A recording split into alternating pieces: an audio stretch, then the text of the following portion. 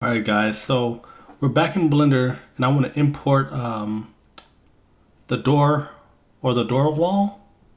So let's go to File, Import OBJ, make our way to that high poly folder. And let's grab, we can do the door frame. And let's import it. Middle mouse scroll out. Let's work on the clipping.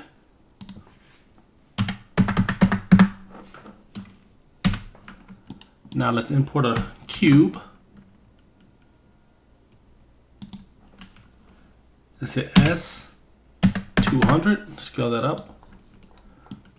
Now what we want to do is just line this back up. And you guys already know the routine. So what I'll do is actually speed this part up so you guys don't have to watch me do this. It's a bit mundane. And I think we've done this enough so you guys pretty much should get this.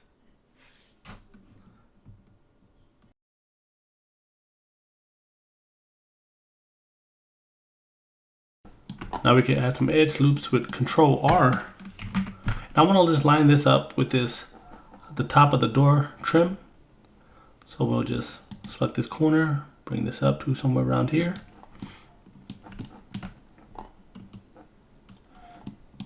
And we might need to lower it a little bit so we can hit GG to slide it up or down. This looks good right about here. Now let's add 2 more edge loops going vertically. So where the door will open from, so right here, Control R, let's add another one going over here. And we'll need to slide this over, so hit GG. And now what I like to do is go to face select, select the front and back, and as well as the bottom, so we can hit X. Delete the faces. Now we have this. What I want to now do is toggle off the high poly so I can see this a bit better. And we're going to just bridge these. So go to edge select. Select this front, this back, right click. Go to bridge edge loops. And now what we can do is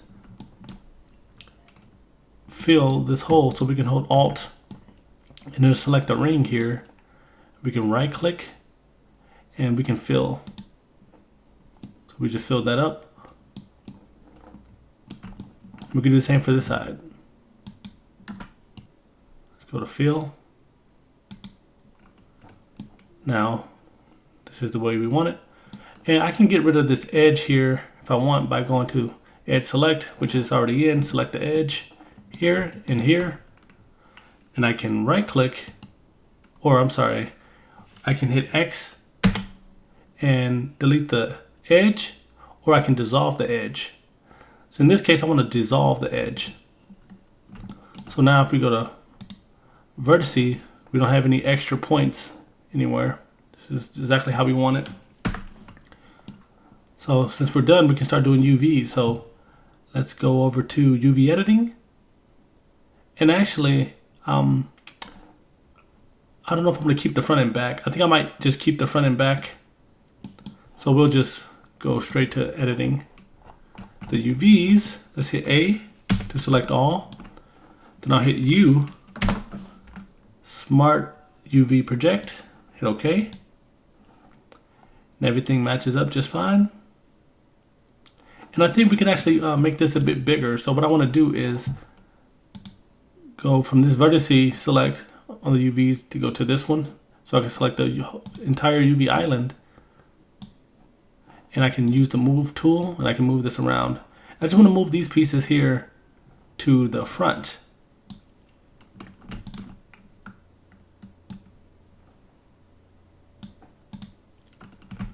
So what I now can do is just scale this up by hitting S on the keyboard, and we can just hold shift to get a better size of this.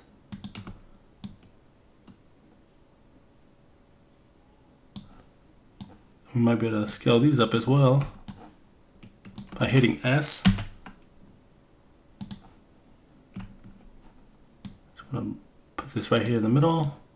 We can move these over a bit more. Now we're done with the UVs. Now we can export this out. And this is Doorframe underscore high, so we're going to export this out as Doorframe underscore low. Go to the low poly. Ensure we have this selection checked. And we're going to save this as Doorframe underscore low. And we're done with the low poly.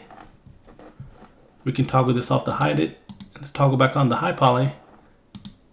And we're going to hit tab to go to edit mode. It's nice and disgusting like we like it. So we're going to go to the modifier and let's add a remesh to it. Go to sharp, change that 4 to a 10, hit enter.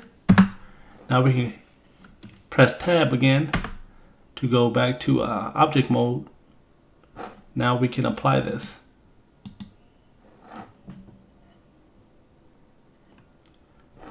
Now we're done with the high poly, so we can override the previous high poly. So file, export, OBJ, make our way to the high poly folder, and override the Doorframe high. And we're done. I'll catch you guys over in Substance Painter.